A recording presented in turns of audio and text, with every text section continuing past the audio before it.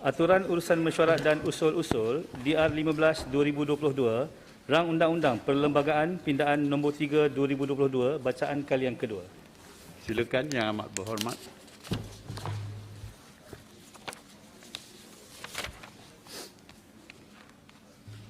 Terima kasih Tan Sri Yang Dipertua. Tan Sri Yang Dipertua, saya mohon mencadangkan rang undang-undang bernama Sewaktu Akta Perlembagaan Pindaan nombor 3 2022 dibacakan kali yang kedua sekarang. Silakan.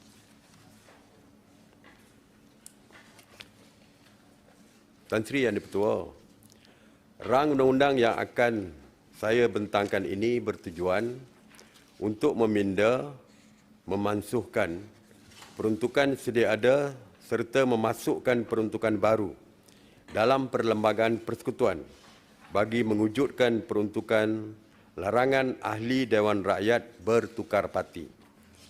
Sebelum ini, rang undang-undang mengenai pindaan kepada Perlembagaan Persekutuan berkaitan peruntukan larangan ahli Dewan Rakyat bertukar parti ini telah dibentangkan oleh Yang Berhormat Sentubong untuk bacaan pertama di Dewan Rakyat pada 11 April 2022 yang lalu, dan saya seterusnya telah melaksanakan bacaan kedua rang undang-undang ini pada 27 hari bulan Julai 2022 di mesyuarat kedua Penggal kelima Parlimen ke-14. Rang Undang-Undang Perlembagaan Pindaan nombor 3 2022 telah dibahaskan pada 27 Julai 2022 dan 28 Julai 2022 yang menyaksikan penglibatan seramai 54 orang ahli Dewan Rakyat, dan antara persoalan yang dibahaskan merangkumi tafsiran ahli Dewan Rakyat bertukar parti, pemakaian pindaan ini kepada ahli Dewan Rakyat bebas dan gabungan parti-parti, pemansuhan Fasal 6 Perkara 48, pemakaian rang undang-undang kepada ahli Dewan Negara dan ahli Dewan Undangan Negeri, serta pengecualian peruntukan larangan ahli Dewan Rakyat bertukar parti. Selanjutnya, sesi penggulungan perbahasan dan bacaan ketiga rang undang-undang ini diteruskan oleh Yang Berhormat Sentubong pada 28 Julai 2022. Dalam hal ini, saya ingin menarik perhatian semua Yang Berhormat Ahli Dewan Negara bahawa tarikh yang sama, 28 Julai 2022, menjadi sejarah untuk negara kerana buat julung kalinya peruntukan larangan ahli Dewan Negara bertukar parti yang digubal melalui pindaan Perlembagaan Persekutuan diluluskan di Dewan Rakyat dengan majoriti undian sebanyak 209, manakala 11 orang ahli Dewan Rakyat tidak hadir. Bermakna yang hadir kesemuanya menyokong rang undang-undang ini. Tan Sri Yang Dipertua, kerajaan memandang serius tindakan bertukar parti atau lompat parti atau dengan izin defection, parti jumping atau floor crossing yang telah menimbulkan banyak perdebatan dan polemik dalam kalangan masyarakat umum. Ini kerana ia melibatkan mandat atau kepercayaan rakyat yang memilih wakil rakyat mereka di Dewan Rakyat. Bagi membuktikan keseriusan kerajaan dalam perkara ini, Jemaah Menteri bersetuju untuk merealisasikan pindaan perlembagaan berkenaan larangan ahli Dewan Rakyat bertukar parti yang diterajui oleh Yang Berhormat Menteri di Jabatan Perdana Menteri, Bahagian Parlimen dan Undang-Undang, dan justru itu saya ingin mengambil kesempatan di sini untuk merakamkan setinggi-tinggi penghargaan kepada Yang Berhormat Sentubong kerana telah melaksanakan tanggungjawab yang diamanahkan dengan cemerlang. Sebanyak 12 sesi libat urus yang komprehensif dengan pihak-pihak berkepentingan telah diadakan seawal 23 November 2021 hingga 10 April 2022 melibatkan kerjasama bahagian hal ehwal undang-undang, Jabatan Perdana Menteri dan Jabatan Peguam Negara. Berdasarkan input dan pandangan daripada semua sesi libat urus tersebut serta keputusan kerajaan pada 11 Mac 2022 dan 6 April 2022, sidang khas Majlis Mesyuarat Dewan Rakyat telah diadakan pada 11 April 2022. Ini selaras dengan Peraturan 11/3 Peraturan Majlis Mesyuarat Dewan Rakyat untuk rang Undang-Undang Perlembagaan Pindaan nombor 3 2022 dibacakan kali yang pertama dan diikuti perbahasan dalam proses bacaan kali kedua. Dalam hal ini saya ingin menarik perhatian semua ahli yang berhormat bahawa sidang mesyuarat Majlis Khas Dewan Rakyat pada 11 April 2022 berpandangan bahawa pindaan asal Perlembagaan Persekutuan melalui rang undang-undang ini perlu diteliti semula dari aspek penetapan dasar yang lebih jelas. Pendirian sidang mesyuarat Majlis Khas Dewan Rakyat tersebut diambil perhatian dan kerajaan berpendirian untuk memastikan penggubalan peruntukan larangan ahli Dewan Rakyat bertukar parti yang memenuhi ekspektasi semua pihak. Justru sidang mesyuarat Majlis Khas ini tidak dapat diteruskan ke peringkat Dewan Negara kerana situasi yang saya jelaskan sebentar tadi. Susulan tersebut, sidang yang sama seterusnya meluluskan usul pembentukan jawatan kuasa pilihan khas yang bukan sahaja diwakili oleh pihak kerajaan, bahkan pihak pembangkang untuk membuat syur berhubung pindaan Perlembagaan Persekutuan berkaitan larangan ahli Dewan Rakyat bertukar parti di bawah Peraturan 81/1 Peraturan Majlis Mesyuarat Dewan Rakyat bagi membuat syur-syur mengenainya. Yang pertama, meneliti dan memberi pengkhususan ke atas tafsiran kepada larangan ahli Dewan Rakyat bertukar parti dengan merujuk kepada Fasal 2(C) dan Fasal 3 sekatan-sekatan ke atas hak membentuk persatuan yang diberi oleh perenggan C Fasal 1. Yang kedua, cadangan untuk memansuhkan perkara 48(6) Perlembagaan Persekutuan termasuk mana-mana pindaan lain kepada Perlembagaan Persekutuan yang dianggap perlu. Dan ketiga, menyediakan satu penyata yang mengandungi cadangan rang undang-undang berkaitan dengan ahli Dewan Rakyat bertukar parti serta pindaan perlembagaan berkaitan dalam tempoh 1 bulan. Jawatan kuasa pilihan khas boleh melanjutkan tempoh ini sekiranya perlu. Tuan Yang di-Pertua, Tan Sri Yang di-Pertua, seperti yang dijelaskan, kerajaan mendengar dan mempertimbangkan setiap pandangan serta input ahli-ahli Dewan Rakyat termasuk ahli Jemaah Menteri terhadap keperluan menggubal peruntukan larangan ahli Dewan Rakyat bertukar parti demi kelangsungan politik negara yang stabil. Selaras dengan perkara ini, Jawatan Kuasa Pilihan Khas menimbang rang Undang-Undang Perlembagaan Pindaan nombor 3 2022 dan mengenai peruntukan larangan ahli Dewan Rakyat bertukar parti telah mengadakan 7 siri mesyuarat dan perbincangan bermula 15 April 2022 sehingga 12 Julai 2022 untuk melaksanakan tugasan sebagaimana syur-syur jawatan kuasa pilihan khas.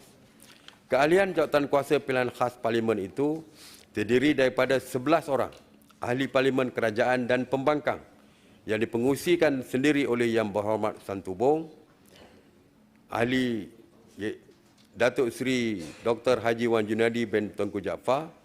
Ahli-ahli Parlimen kerajaan yang menganggotai jawatan kuasa itu terdiri daripada Yang Berhormat Pengerang daripada Barisan Nasional, Yang Berhormat Padang Rengas daripada Barisan Nasional, Yang Berhormat Larut daripada Bersatu, Yang Berhormat Kota Baru daripada PAS dan Yang Berhormat Sebuti daripada GPS. Manakala wakil pembangkang pula terdiri daripada Yang Berhormat Puchong daripada Pakatan Harapan, Yang Berhormat Sepang daripada PH, Yang Berhormat Tuaran daripada UPKO, Yang Berhormat Kuling Bandar Baru daripada PH dan Yang Berhormat Penampang daripada Warisan.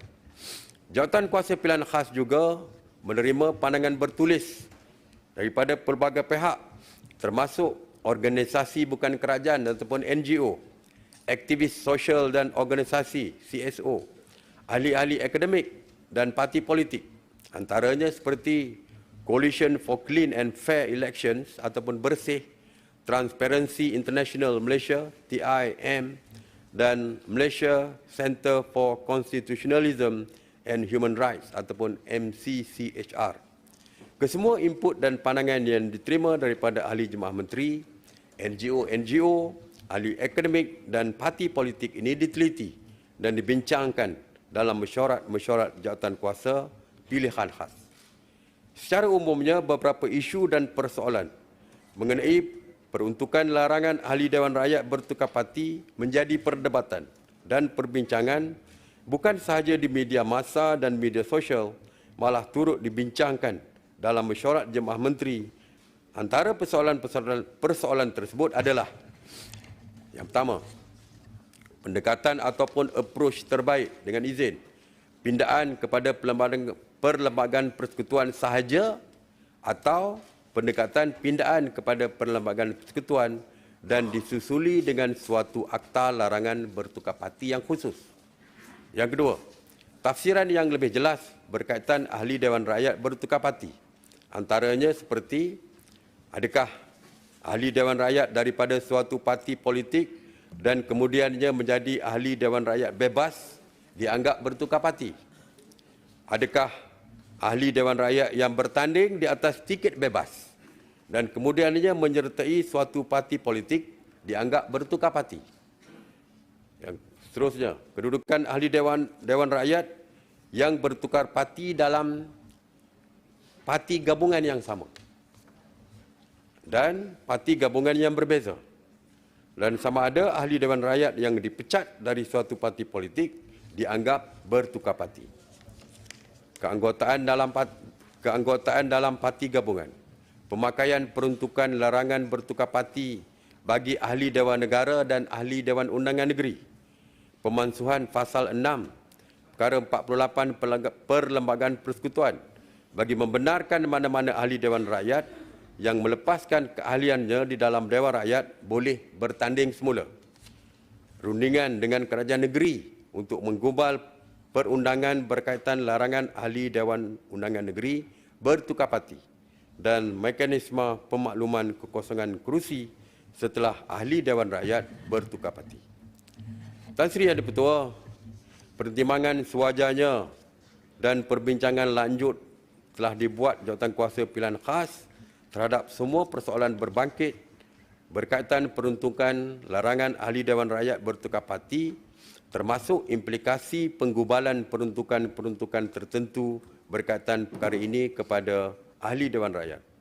Oleh demikian, parameter gubalan rang Undang-Undang Perlembagaan _Pindaan _3 2022 pindaan dalam jawatan kuasa di Dewan Rakyat ini ditetapkan.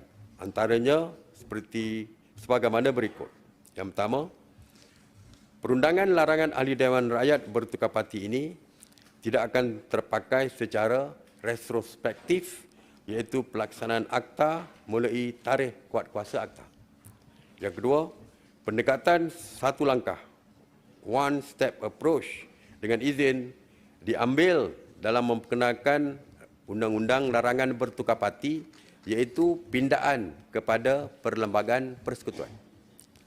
Yang ketiga, ahli Dewan Rakyat yang keluar dari parti politik dalam satu gabungan dan menyertai parti politik yang lain dalam parti gabungan yang sama atau berbeza adalah terhenti menjadi ahli Dewan Rakyat. Keempat, keanggotaan seorang ahli Dewan Rakyat merujuk kepada keanggotaan dalam sebuah parti politik, tidak kira sama ada parti politik itu merupakan anggota sebuah gabungan parti politik, merupakan anggota sebuah parti gabungan. Selain daripada itu, keanggotaan seorang ahli Dewan Rakyat juga merujuk kepada seorang ahli Dewan Rakyat yang bukan anggota mana-mana parti politik yang membentuk suatu gabungan politik, tetapi ialah anggota parti gabungan itu ataupun direct member of the coalition party. Kelima, keanggotaan ahli Dewan Rakyat dalam parti gabungan tidak akan diambil kira kerana persoalan dasar utama yang menjadi asas dalam penggubalan rang undang-undang ini adalah keahlian seorang ahli Dewan Rakyat dalam suatu parti politik. Penggunaan simbol parti politik atau simbol parti gabungan tidak akan diambil kira dalam rang undang-undang berkaitan dengan larangan ahli Dewan Rakyat bertukar parti. Yang ketujuh, mana-mana ahli Dewan Rakyat yang bertukar parti politik atau mana-mana ahli Dewan Rakyat yang meninggalkan parti politik yang beliau menjadi calon semasa pilihan raya untuk menjadi ahli Dewan Rakyat bebas akan terhenti menjadi ahli Dewan Rakyat dan perlu mengosongkan kerusi. Yang ke-8, pengecualian terhadap ahli Dewan Rakyat bertukar parti sebagaimana berikut. Ahli Dewan Rakyat tidak berhenti menjadi ahli Dewan Rakyat sekiranya parti politik terbubar dan dibatalkan pendaftaran. Pelepasan keanggotaan ahli Dewan Rakyat daripada parti politik apabila dipilih menjadi yang dipertua Dewan Rakyat tidak menyebabkan beliau terhenti menjadi ahli Dewan Rakyat, dan pemecatan ahli Dewan Rakyat dari keanggotaan dalam parti politik dikecualikan dari ahli Dewan Rakyat terhenti menjadi ahli Dewan Rakyat. Di kesempatan ini juga saya ingin menjelaskan parameter utama penggubalan rang undang-undang ini, iaitu Jawatankuasa Pilihan Khas bersetuju untuk peruntukan larangan bertukar parti melalui rang undang-undang ini tidak terpakai kepada ahli Dewan Negara setelah mempertimbangkan beberapa pandangan, antaranya seperti berikut. Yang pertama, ahli Dewan Negara dibahagikan kepada dua kategori, iaitu ahli Dewan Negara yang dilantik oleh Yang di-Pertuan Agong dan ahli Dewan Negara yang dipilih oleh negeri berdasarkan keahlian sebagai ahli Dewan Undangan Negeri yang mewakili parti politik masing-masing. Oleh yang demikian, peruntukan larangan bertukar parti pada peringkat ini tidak terpakai ke atas ahli Dewan Negara, mengambil kira beberapa aspek penting, iaitu isu perundangan ini di peringkat negeri selain daripada memerlukan perundingan dan perkenan daripada Kebawah Duli Yang Maha Mulia Yang di-Pertuan Agong untuk ahli Dewan Negara yang dilantik oleh Yang di-Pertuan Agong. Dan yang kedua, ahli Dewan Negara dan semua pihak yang berkepentingan sewajarnya diperjelaskan melalui sesi libat urus terlebih dahulu sebelum pindahan perlembagaan berkaitan pindah parti yang melibatkan ahli Dewan Negara. Jadi kita akan bincang dengan ahli Dewan Negara. Selaras dengan perkara ini, rang Undang-Undang Perlembagaan Pindahan Nombor 3 2022 yang digubal ini mengandungi 4 perenggan dan 6 fasal dengan perincian seperti berikut. Perenggan 1 bertujuan untuk memasukkan kuasa Yang di-Pertuan Agong untuk menetapkan tarikh permulaan kuasa akta yang dicadangkan berkenaan dengan fasal 6, iaitu Yang di-Pertuan Agong boleh dengan persetujuan Raja-Raja dan Yang di-Pertua Negeri bagi suatu negeri menetapkan tarikh permulaan kuasa bagi fasal itu dalam negeri itu. Dalam erti kata lain, perenggan ini memberikan ruang kepada kerajaan negeri, Dewan Undangan Negeri untuk melaksanakan peruntukan larangan ahli Dewan Rakyat bertukar parti melalui pindahan perlembagaan negeri tertakluk persetujuan Raja atau Yang di-Pertuan Negeri.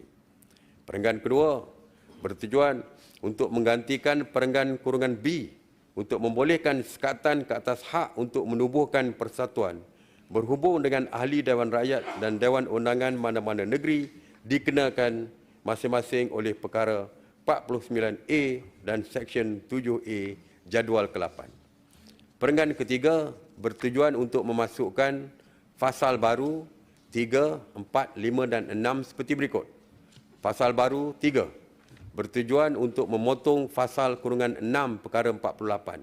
Pemotongan ini akan membolehkan mana-mana ahli Dewan Rakyat yang melepaskan keahliannya untuk bertanding semula pada bila-bila masa selepas dia melepaskan keahliannya dalam Dewan Rakyat dan dengan demikian kehilangan kelayakan untuk menjadi ahli Dewan Rakyat bagi tempoh 5 tahun lagi tidak terpakai. Pasal baru 4 bertujuan untuk memasukkan perkara baru 49A ke dalam Perlembagaan Persekutuan untuk memperuntukkan bahawa seseorang ahli Dewan Rakyat hendaklah terhenti menjadi ahli Dewan Rakyat Dewan itu dan kerusinya hendaklah menjadi kosong sebaik saja suatu tarikh kekosongan luar jangka dipastikan oleh Yang di-Pertua Dewan di bawah pasal -3 perkara baru 49A jika telah dipilih ke Dewan Rakyat sebagai anggota suatu parti politik, dia melepaskan keanggotaan atau terhenti menjadi anggota parti politik itu. Perkara yang sama juga terpakai bagi calon bebas yang telah dipilih ke Dewan Rakyat menyertai suatu parti politik. Perkataan anggota suatu parti politik yang disebut dalam perkara baru 49A hendaklah termasuk ahli Dewan Rakyat yang bukan anggota mana-mana parti politik yang membentuk suatu gabungan parti politik tetapi ialah anggota gabungan itu. Kekosongan luar jangka di Dewan Rakyat hendaklah dipastikan oleh Yang di-Pertua Dewan apabila menerima notis bertulis daripada mana-mana ahli Dewan itu mengenai berlakunya kekosongan itu dan dia hendaklah memberitahu Suruhanjaya Pilihan Raya tentang kekosongan itu dalam tempoh 21 hari dari tarikh dia menerima notis bertulis itu. Bagi maksud perkara 54 Perlembagaan Persekutuan, Suruhanjaya Pilihan Raya hendaklah menjalankan suatu pilihan raya dalam tempoh 60 hari dari tarikh Suruhanjaya Pilihan Raya menerima pemberitahuan itu daripada Yang di-Pertua Dewan. Pasal baru 5 bertujuan untuk memasukkan takrif baru parti politik ke dalam pasal -2 perkara 160 Perlembagaan Persekutuan dan pasal baru 6 bertujuan untuk memasukkan seksyen baru 7A ke dalam jadual ke-8 kepada Perlembagaan Persekutuan untuk memperuntukkan bahawa seorang ahli Dewan Undangan hendaklah terhenti menjadi ahli Dewan itu dan kerusinya hendaklah menjadi kosong sebaik saja satu tarikh kekosongan luar jangka dipastikan oleh Yang di-Pertua Dewan di bawah subseksyen -3 seksyen baru 7A jika telah dipilih ke Dewan Undangan sebagai anggota suatu parti politik. Dia melepaskan keanggotaan atau terhenti menjadi anggota parti politik itu. Perkara yang sama juga terpakai bagi calon bebas yang setelah dipilih ke Dewan Undangan menyertai suatu parti politik. Perkataan anggota suatu parti politik yang disebut dalam seksyen baru 7A hendaklah termasuk ahli Dewan Undangan yang bukan anggota mana-mana parti politik yang membentuk suatu gabungan parti politik tetapi ialah anggota gabungan itu. Seksyen baru 7A juga memperuntukkan keadaan apabila seseorang ahli Dewan Undangan tidak terhenti menjadi ahli Dewan Undangan itu. Kekosongan luar jangka di Dewan Undangan hendaklah dipastikan oleh Yang di-Pertua Dewan apabila menerima notis bertulis daripada mana-mana ahli Dewan Undangan itu mengenai berlakunya kekosongan itu dan dia hendaklah memberitahu Suruhanjaya Pilihan Raya tentang kekosongan itu dalam tempoh 21 hari dari tarikh dia menerima notis bertulis itu. Bagi maksud subseksyen 5, -5 seksyen 9, jadual ke-8 kepada Perlembagaan Persekutuan, Suruhanjaya Pilihan Raya hendaklah menjalankan suatu pilihan raya dalam tempoh 60 hari dari tarikh Suruhanjaya Pilihan Raya menerima pemberitahuan itu daripada Yang di-Pertua Dewan.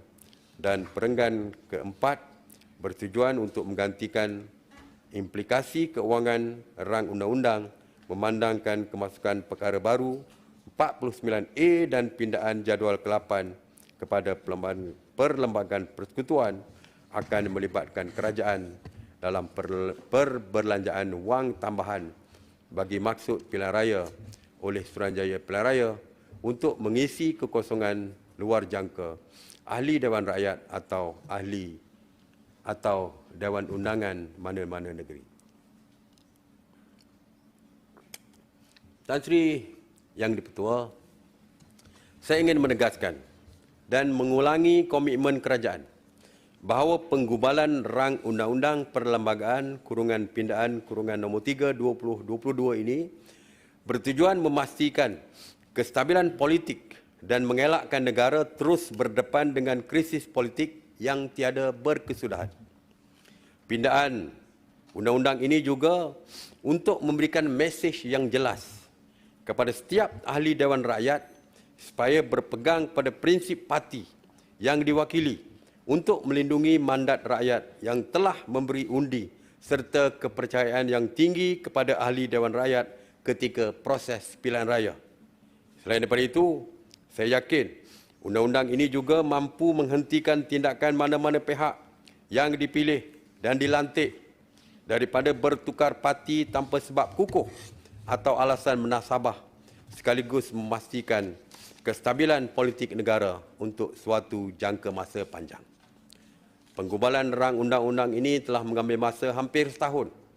Sesungguhnya, proses penggubalannya bukanlah suatu proses yang mudah kerana ia melibatkan masa, tenaga dan komitmen semua pihak yang terlibat, iaitu Jawatankuasa Pilihan Khas, bahagian hal ehwal Undang-Undang Jabatan Perdana Menteri, Jabatan Peguam Negara dan Parlimen Malaysia.